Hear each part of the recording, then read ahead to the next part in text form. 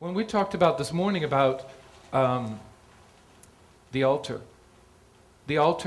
reminds us of our inner path, and it makes us a shift.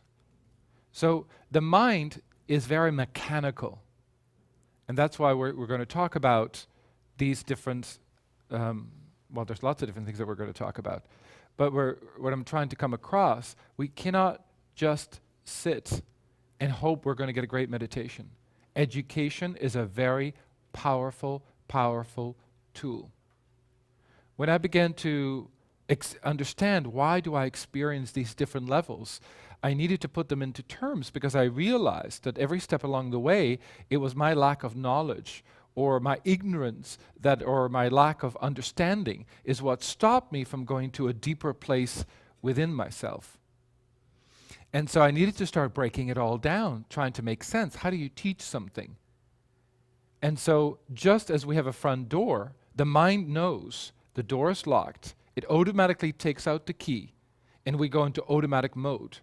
Just as we are in a car, and we're very, very, very tired, and we sort of drive ourselves home, and we don't know how do we get there.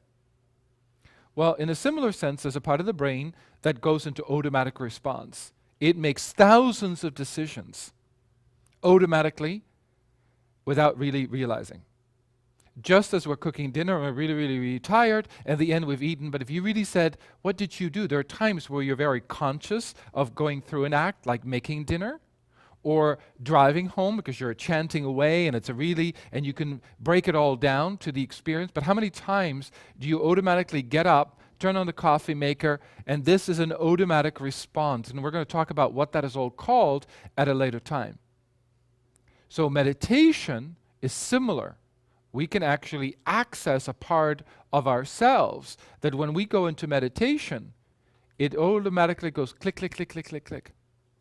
So why is it that we can drive home? Because we've done it so repetitively over and over and over that this automatic aspect of the brain kicks in and makes decisions. And the same thing, it needs the ingredients. The mind needs to understand the ingredients to have a deeper experience.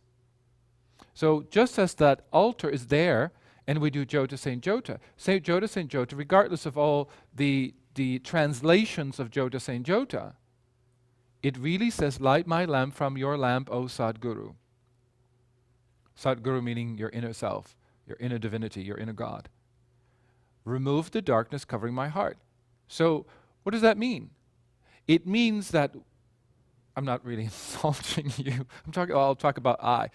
We live in ignorance most of the time because we are not making conscious decisions.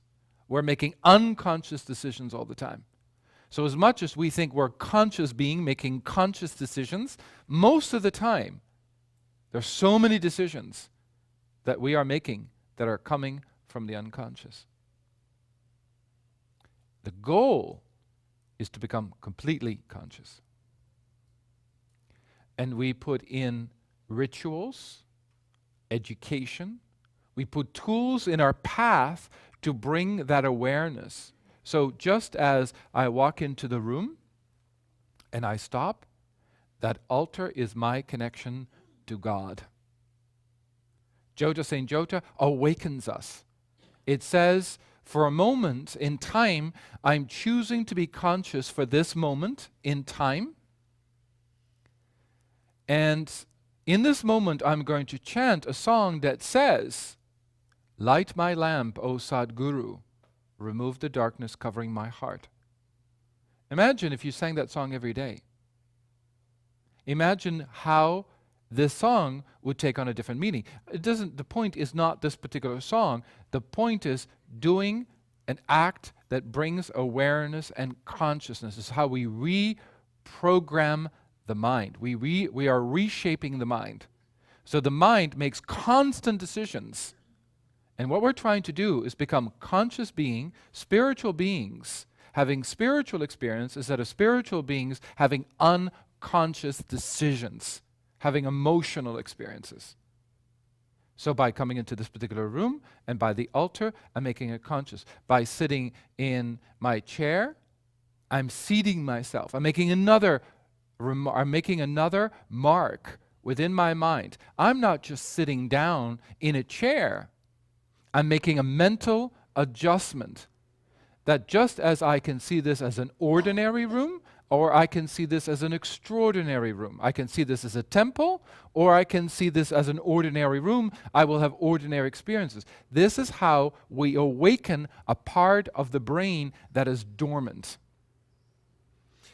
A part of the brain stem is what's called the reptilian brain. The reptilian brain, and we're going to go into this much later on, but the reptilian brain is very easily manipulated. Yet, the reason it's called the reptile brain, because it looks like a reptile. So what's an interesting notion right there?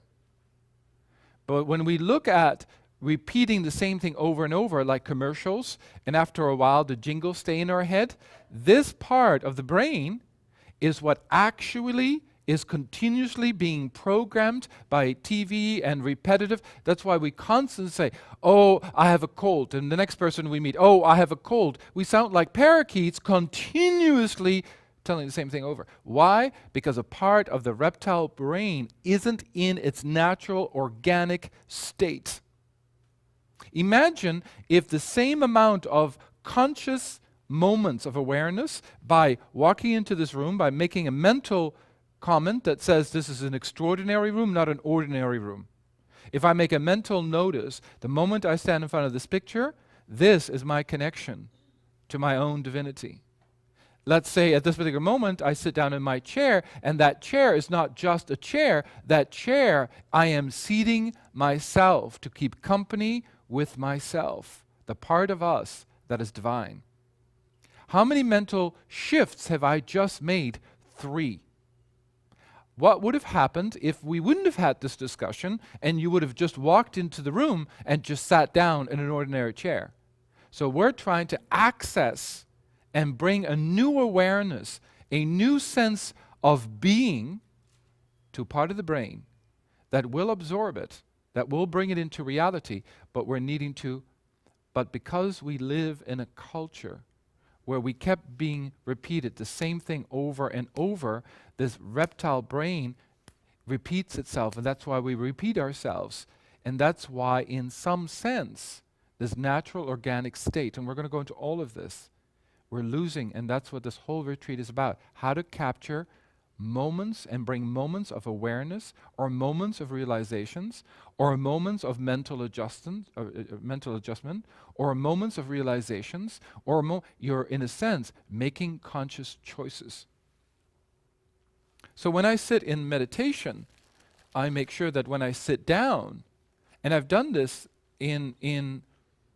at retreats as well, that before meditation I actually stand up again and I reseat myself. Because if I just walked in and sat down, I'm just going to have an ordinary experience. So we're talking about consciousness, awakening, and awareness. And that just doesn't happen because we want it. It's something that we're needing to invoke, awaken, and bring back into a form of grace. So at times when I sit in meditation or go to retreat, I stand up again, I reseat myself because I'm seating myself consciously and making a mental adjustment. This is how I go into trance. The moment I rub my hands together and rub my face, all the things that we just talked about, walking into this room, which is a mental adjustment, looking at the picture, which is a mental adjustment, sitting in a chair is a mental adjustment. The moment I rub my hands together and rub my face, all of these moments of grace or mental adjustment or realization or inner acknowledgement, wish it whatever you want to call, all like a domino effect. Immediately I bring together and whoom, I've got it right there. And that's how I go into trance. I take all the moments that are sacred, all the moments that are bowing to my inner journey, not just my outer wishes or my outer reality. We're distinguishing between what we want in this world. I want this car, and I want this house, and I want this, and I want this. We are dismissing all those things, and we're going back to the core of what am I all about? my authentic, genuine self.